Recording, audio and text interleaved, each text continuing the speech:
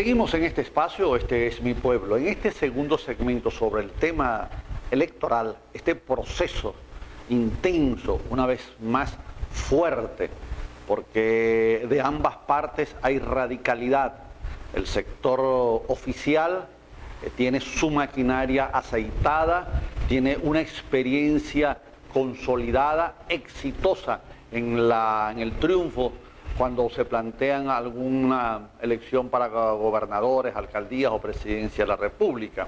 La oposición en una constante derrota porque no ha encontrado el punto, no ha encontrado el liderazgo, no ha encontrado el concepto, el programa que convenza a las mayorías. Estas dos fuerzas están en este momento luchando por hacerse de una mayoría en la Asamblea Nacional. Pero el tema, a mi manera de ver, modestamente, no es elegir.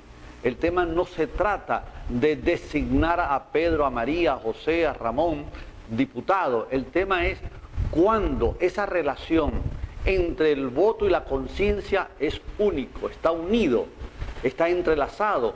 Cuando se ejerce el derecho al voto, realmente se está haciendo conciencia de la responsabilidad que asume él, el votante, con el destino del país.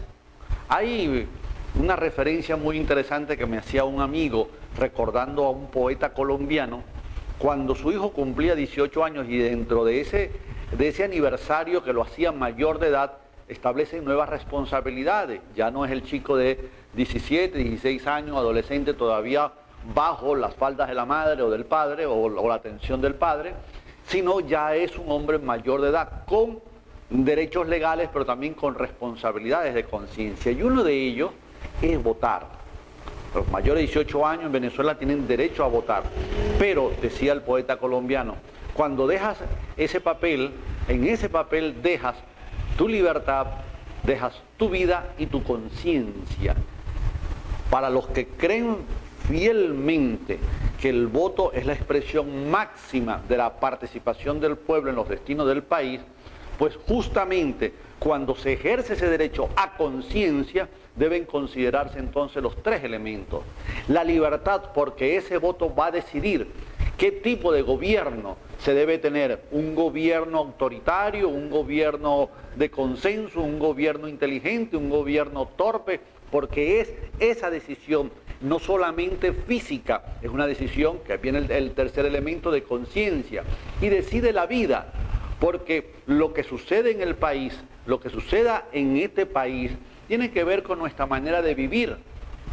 No solamente hablamos de la vida biológica, tiene que ver también con nuestra vida espiritual. Estamos votando por parlamentarios, por candidatos al Parlamento, que van a decidir ellos en reuniones, en asambleas, en discusiones, van a decidir el presupuesto de los hospitales, van a decidir leyes.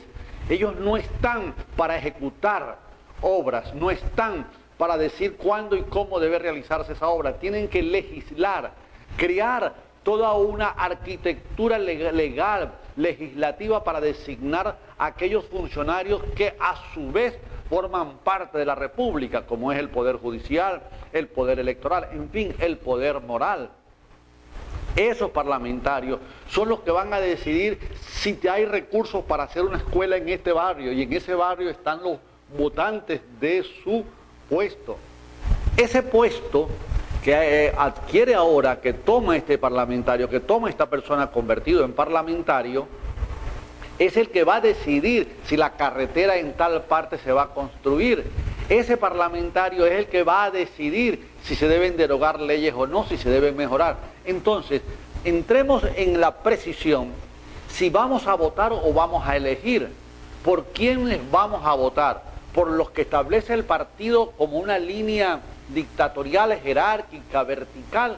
Vamos a votar por esa persona que es amigo, por esa persona que fue designada o que es bautizada, que lleva el padrinazgo del líder más importante de la región o del país.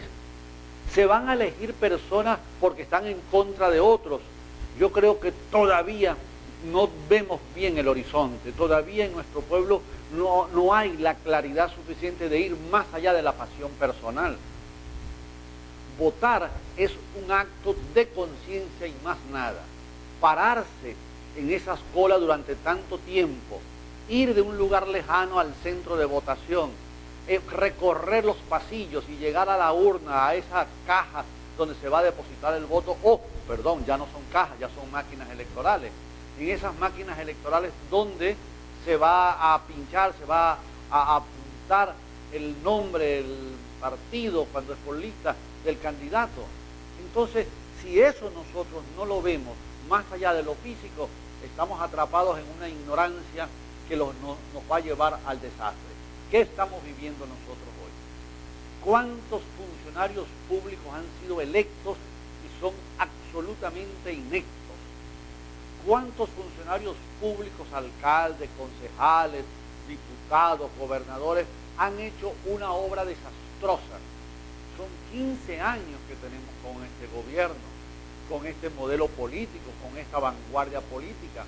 15 años donde hay acciones positivas. Yo siempre aplaudo, por ejemplo, la Operación Milagro, la Misión Milagro. Eso es una misión humanitaria hasta más no poder. Es importante el crecimiento de la población universitaria, nuevas universidades.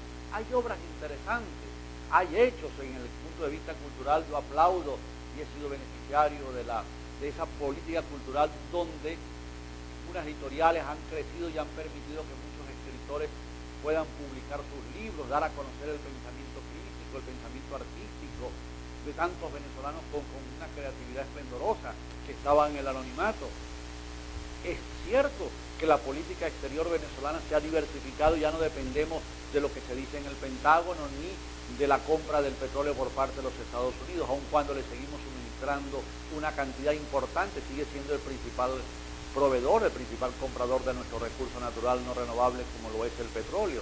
Pero también es cierto que ha habido una corrupción galopante, estruendosa. También es cierto que hay una inseguridad que asusta. La ineficiencia en los organismos del Estado es espantosa. Tú vas a un banco del gobierno, al Banco Bicentenario, al Banco Venezuela, al Banco Industrial, y realmente se consigue con las mismas trabas que tiene el banco privado. La corrupción dentro de los bancos del Estado están a la vista. También hay que decir que el gobierno ha capturado, recientemente capturaron a un funcionario del Banco Bicentenario en el estado Nueva Esparta, que extorsionaba para el otorgamiento de créditos. Ha habido como toda acción partes buenas y partes malas.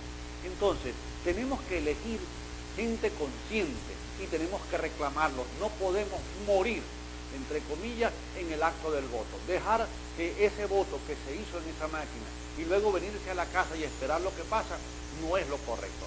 Vamos con los compromisos y seguimos en este espacio. Este es mi pueblo.